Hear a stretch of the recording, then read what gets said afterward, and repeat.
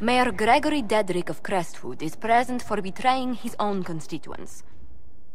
He confesses that, 10 years ago, he flooded Old Crestwood to kill refugees and villagers touched by the Blight. Oh yeah, this jerk.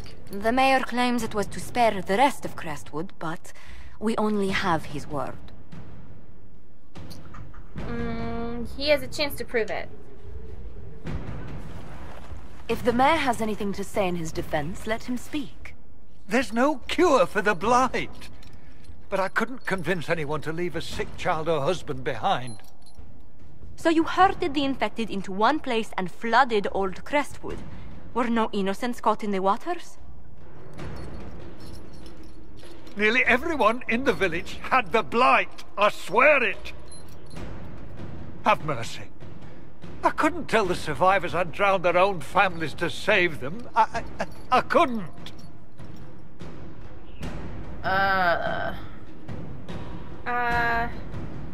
It was a Ferelden thing, so... Yeah. You committed murder on Ferelden's soil. Let them deal with your punishment. Send him to Denerim. He can live the rest of his life behind their bars. In prison? Maker. I should have drowned with them. Well, what do you expect, dude? What do you think's gonna happen? I don't like how these people do these really terrible things, and then when you give them, like, a fair judgment, they're like, going to prison for killing people? Damn it! I don't know. What was his other choice, though? Not drowning people without telling them? But if he'd told them, I mean, they would have just not wanted to. So Yeah. they would have just been turned into Darkspawn. I think that's up to people's choices, and I don't think that's a decision other people should make for other people. Yeah. Especially without telling them. You know? Yeah.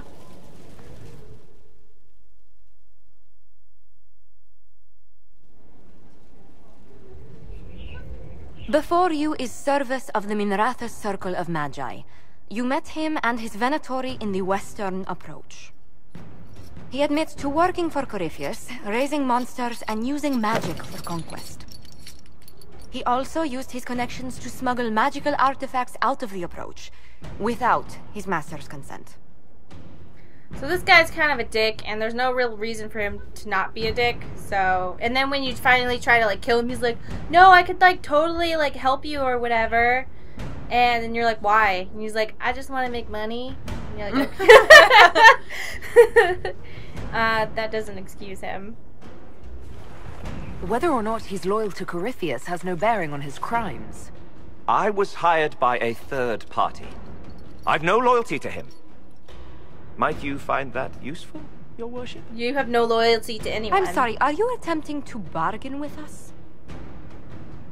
Bargain? I plead. I throw myself on your mercy.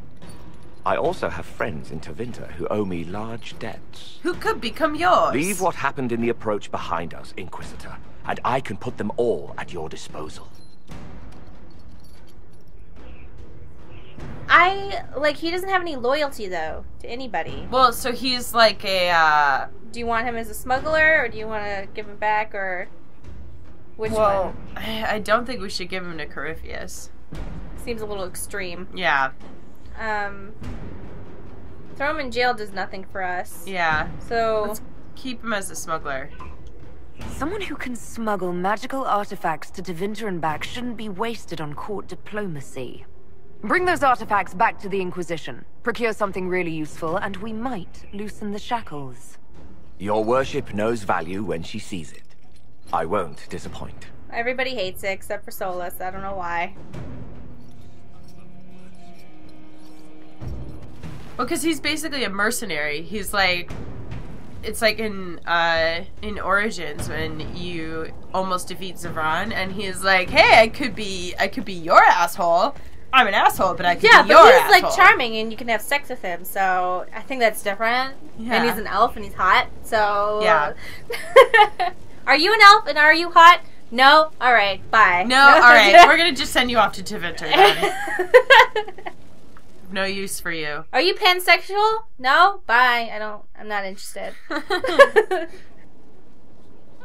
Mistress Pulin of Sarnia is accused of aiding and abetting the Red Templars in the Dales. She sold a quarry to them for a handsome sum. They used the quarry to grow red lyrium by enslaving townspeople. Ugh. The only extenuating circumstance, Mistress Poulin was procuring supplies to keep the remaining townspeople fed. So I talked to her, and she actually admitted to doing this beforehand, and she actually, like, asks for your help because she knows that she made a mistake. She didn't know that they were Red Templars. She thought they were Chevaliers. Chevaliers? Yeah, Chevaliers. And so she's like, I didn't know this is gonna happen. Like, please help these people because they're not coming back. So it's really, like, not So on I'm her. like... So it's not really her fault. I'll listen to her defense. If you'd like to explain your intentions, speak. My crime was misjudgment. The land sale was meant to bring prosperity in hard times. Surely it was clear you were selling to the enemy. We were starving, and they told me they'd reopen the mines. Selling the quarry so hastily was a mistake. I did what I could to rectify it. It's true. She came to us. I mean, I can't really... put her to work might seem... Yeah, let's let her do something productive. I can't let you go free, but I can give you an honest living. Mistress Poulin, I sentence you to work as a scribe of the Inquisition. Half your wages will go to the town of Sarnia. A drudge on this cold rock? As you command. I could have killed you! You ungrateful I could have killed you! I could have killed you, She's but... like, ugh, I'm not going to be royalty, blah. And it's like, you do realize that you committed a crime, and I could just see you hang. My little circle wheel said I could kill you, but I didn't choose that. You should be grateful. Now I have like a million little, like, things to turn in to each person. There you are. I've been looking all over for you. You're just in time. We almost had to start without you. Start what? What exactly were you starting without me now?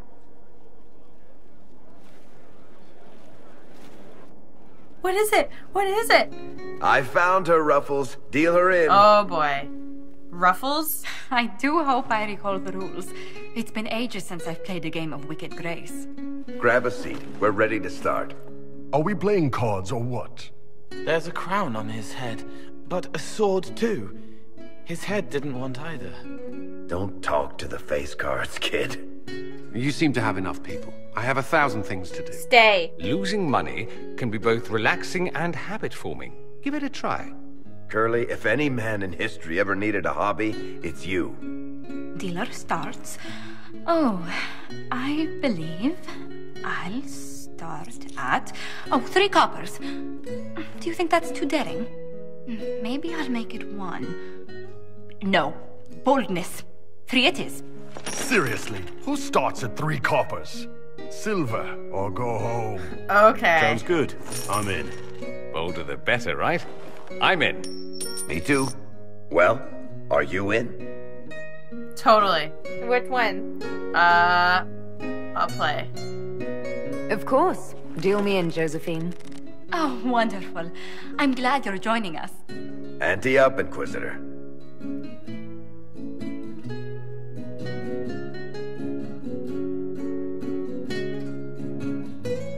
The poor recruit ran out into the dining hall in nothing but his knickers. And this profound silence fell over the hall as 70 mages and 30 Templars all turned to stare at once. Then a slow round of applause began and spread until every soul was on their feet. A standing ovation. What is the context of this? I know, right? Saluted, turned on his heel, and marched out like he was in full armor. Good man. Love it. We're all bonding. You're shitting us.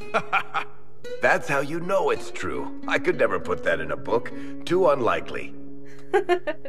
I got a story. Totally. I've got one for you. The clan decided to camp near this ruined fortress, right on the edge of the Tirasham, dark as the bottom of a well. The keeper swore up and down it was safe, but some of the hunters started hearing noises in the middle of the night. But And what happened next? They ran out of there fast as you think, bare asses shining in the moonlight the whole way back to their village. Not bad. You don't mind if I steal that one, do you? Well done. I want to hear what these stories I think are. they walked in on people You having ought to tell sex. stories more often. I like the part with the rabbit. There should be more rabbits in stories. That was scandalous. It would ruin the Inquisition if anyone found out. Tell it again. And the dealer takes everything. I win again. Deal again. I've figured out your tells, Lady Ambassador. Maybe not. Commander, everyone knows a lady has no She's sense. a bard. She's got this all Then locked let's down. see if your good fortune lasts one more hand. I bet she's been faking it out. Like, like, you know how, like, fake tells? Yeah. How they, like, specifically do things just to, like, trick everybody into thinking that they've got the tell. And then, like, there you go. Are you ready? Yeah. I want another chance to win my dignity back. Deal me in.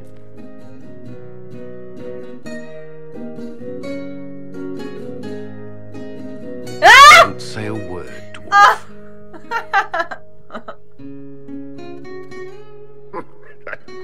I tried to warn you, Curly. Never bet against an Antivan, Commander. It comes off. I didn't know it came off. Looks like Colin's been doing some manscaping. I know.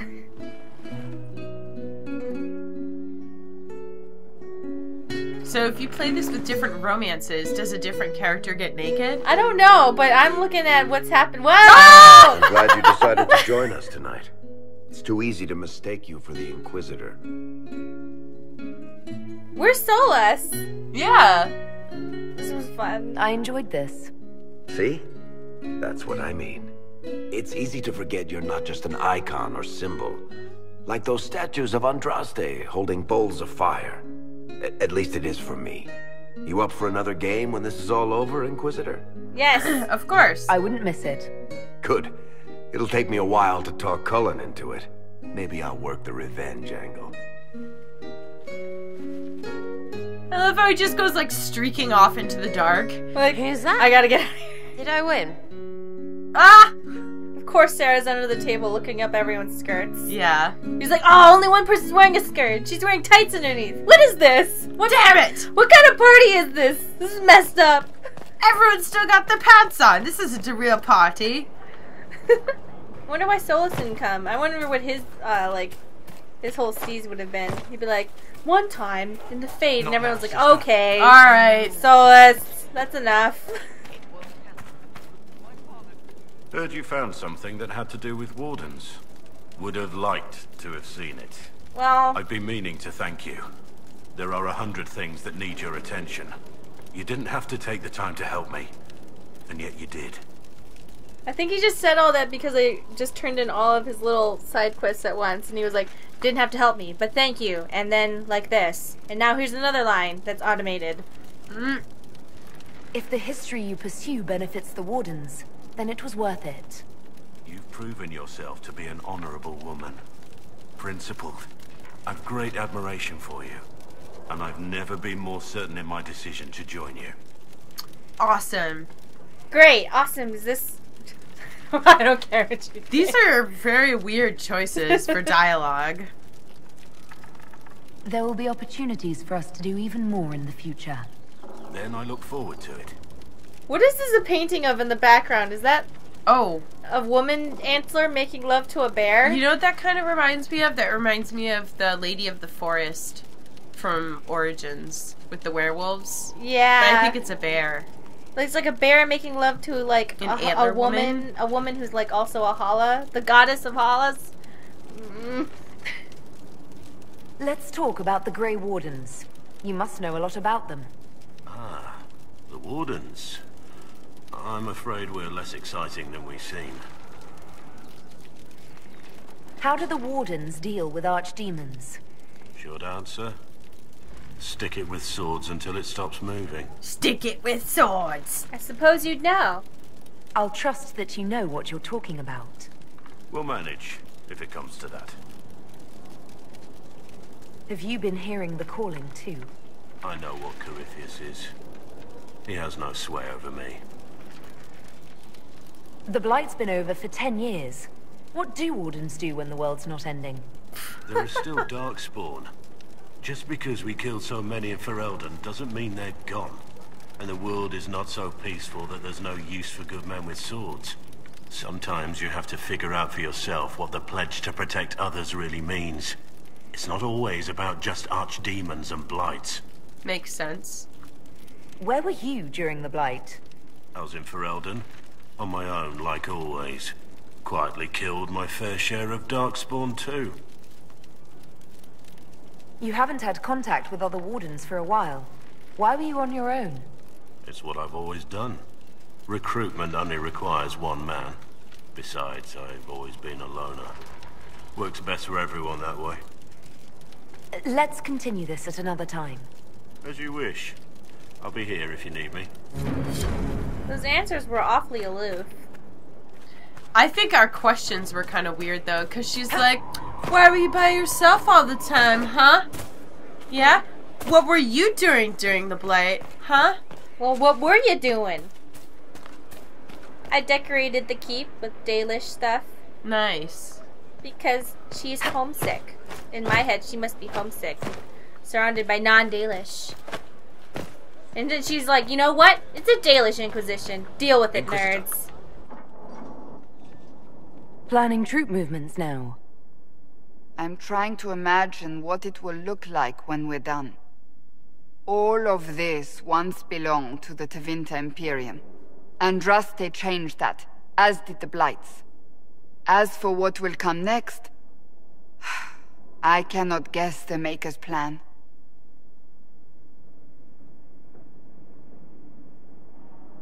We make things better? We make the world a better place. Because everyone agrees on what better means. I know I want a world where people trust the Chantry and that trust is respected. I want to respect tradition, but not fear change. I want to right past wrongs, but not avenge them. And I have no idea if my wanting these things makes any of them right. Oh. I think they're admirable goals. I think even if realistic. They're not right, they're certainly admirable. Some would disagree. They would call it heresy. That didn't sound like the ravings of a heretic, Cassandra. Perhaps not. But it takes precious little effort to paint even an act of compassion as damaging. She's very aware of, like, the consequences for all her actions. Tell me, what guides you? You make decisions that shake the world, yet always seem so assured. I wish I had your confidence. You admire me? You almost sound like you admire me. I absolutely do. I may not always agree with your decisions, but how many could do what you have done?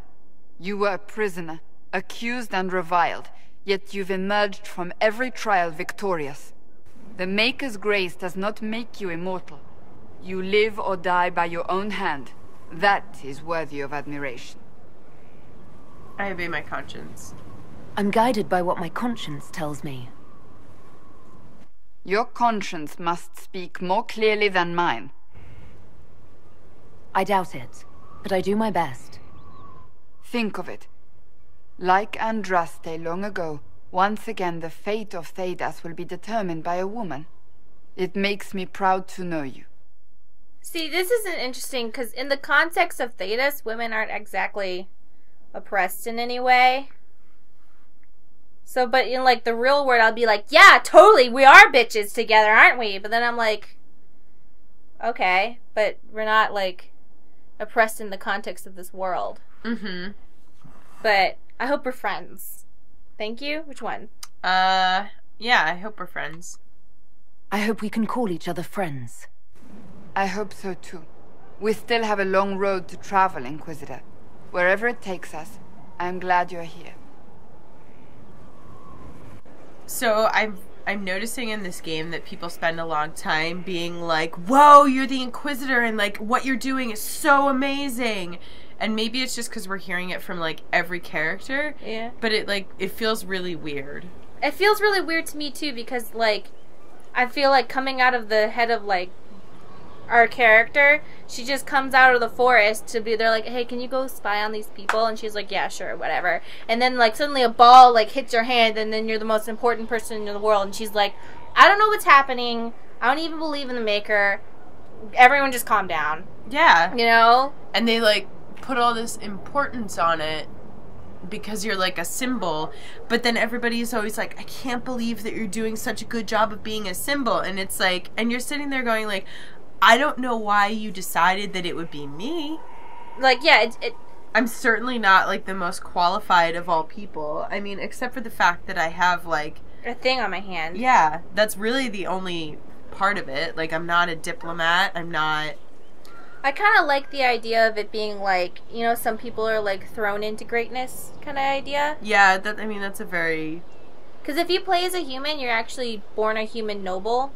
And then they're a little bit more like able to handle it in terms of like the character development and like the choices. Because if you're Dalish, you get a little symbol for being Dalish that you can choose if you're interacting with other Dalish clans. And if you're a human, you get a little symbol for nobility that says like, oh, I can contact my relatives and such and they'll help us, or like I'll use my command as like such and such family to like do this. So I was just like, I don't know, it just, and also like it's different than being like Commander Shepard where it's like you're Commander Shepard. Well, so you're, yeah. It's a very different feel, but I like it. I think it's a lot more believable, a lot more easily role-playable, being like, I'm just some guy. Codex Entry. Ozamar History, Chapter 1. The memories tell us that our kingdom once reached far beneath the mountains, and that the Thags were almost beyond counting. Kal Shirak was the capital then, home to all the noble houses, and Ozamar was simply the home of the miner and smith castes. It was with the Tevinter Imperium that things changed. Paragon Garal moved the seat of power to Ozamar to more closely oversee the trade that began with the surface. It seemed that our people were entering a new age of prosperity. The memories hold no explanations for the coming of the Darkspawn, only questions. At first, there were rumors, noises in the deep roads, a lost travel here and there. The warrior caste sent men to patrol the road, and thought the matter settled. We did not know that while we searched for them, they were engaged in a search of their own. Sleeping deep in the stone itself was the archdemon. They found him and awakened him, and the blight began. The Darkspawn poured out of the deep roads like smoke then, and the warrior caste struggled to hold them back. Countless Thags were lost in that first blight, but as ever, in the worst moments of our need, a Paragon arose. Paragon Adukin led the defenses of Ozamar, and the Dark Horde was beaten back. The cost of victory, however, was great. Much of the deep roads were sealed to hold back the Darkspawn, cutting off Thags and even whole cities forever. Ozamar as a kingdom, as told by Shaper Kizibor.